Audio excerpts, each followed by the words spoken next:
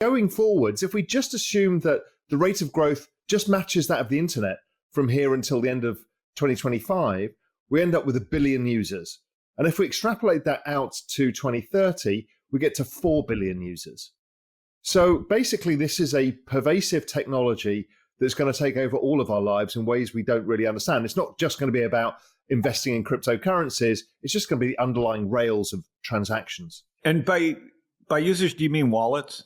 So again, much like IP addresses. Yeah. So what is there, 500 million? We were talking this weekend, there's 500 million wallets out there?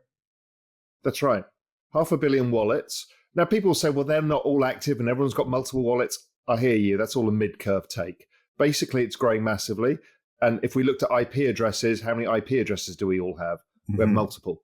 So it's just an easy way of referencing the growth. And it seems to be accelerating, right? Like I'm 58, JC. Well, there's so much like that to dive in here. Like even Matt Levine's post, Phil, at some point. But Phil, go ahead. What else did you want to?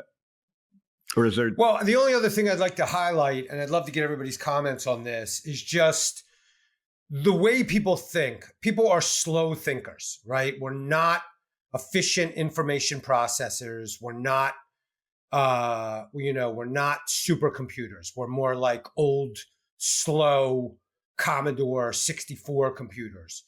We're not processing. We're not wrapping our heads around this very simple chart that we're seeing. And I would just, like that is a pervasive. So Phil, the reason dynamic. we can't is we can't think in exponentials. We just simply can't as humans, right? I mean, every single person I know, except a few, got wrong Google, got wrong Amazon, got wrong Tesla, got wrong Apple. All of these things, they're all network adoption models. Everyone got them wrong because we can't understand exponentials where growth compounds. And we're seeing it yet again with AI. This is even faster. And humans just can't extrapolate this rate of change. It's that. We keep seeing it. So for me, even though I've done well, and so this goes to what we've been talking about for a year, all these people that, and by all these people, I mean the people on the All In podcast, but those people that they represent, they confuse their perceived understanding of this as their own genius, right?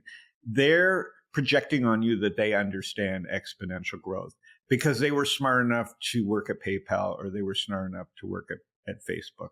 We all, the little peons of the world, us, who I'd rather be, and I don't say that negatively about us, who can admit that what Phil just said is kind of a psychological thing just because we're humans, and what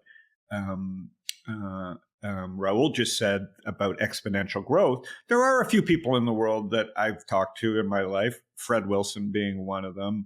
There's a few others, Brad Feld, understood exponential. They went to MIT. They understood, they were saying the word network effects, Mark Andreessen, Chris Dixon. They were saying these words. And I was just, okay, if they're in, I'm in. That was my response to network effects. And my first experience with network effects, and I keep getting them, or exponential growth, is Robinhood, right? Because I was an investor and I thought I was overpaying at an 8 million valuation because, oh my God, brokers don't grow exponentially. But mental model for me was seeing Snapchat and Twitter. And I said, well, Robinhood could do the same thing. And then when it actually happened, I was an early seller, meaning once it got to $1 billion in a year and a half, I'm like, oh my God, like $1 billion. That was like what my projection was for 10 years, right? And that was my first experience with like truly in my own portfolio seeing it. If the really important thing is crypto right now is $2.7 trillion industry. It'll probably finish this cycle at $10 to $15 trillion. And by 2030 or so, it'll be $100 trillion, right? This is the largest, fastest accumulation of wealth in all human history. It's as simple as that. That's what that chart tells you. Now, what everybody does, and Howard, you explained, there is a bell curve. And you want to be on the left of the bell curve, which is actually the same as being the Jedi Master on the right of the bell curve. Everybody in the middle who overthinks it, it's simple. Number go up. That's the whole crypto thematic that you need to know. You can either do all the deep dive, and I must have done 10,000 hours on this, and I might be at the right side of the curve sometimes, but I don't mind being the left either. Just don't overthink it. The moment you overthink it, that's when you get yourself into trouble and you start not seeing it for what it is. You see it for what you want it to be.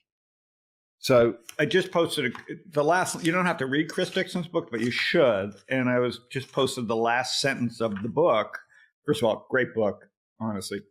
Have your kids read it to you, JC, or put it on Audible. But the last line, I read it already. I read it before you. I'm you. the one who told you to read it, remember? Okay, whatever.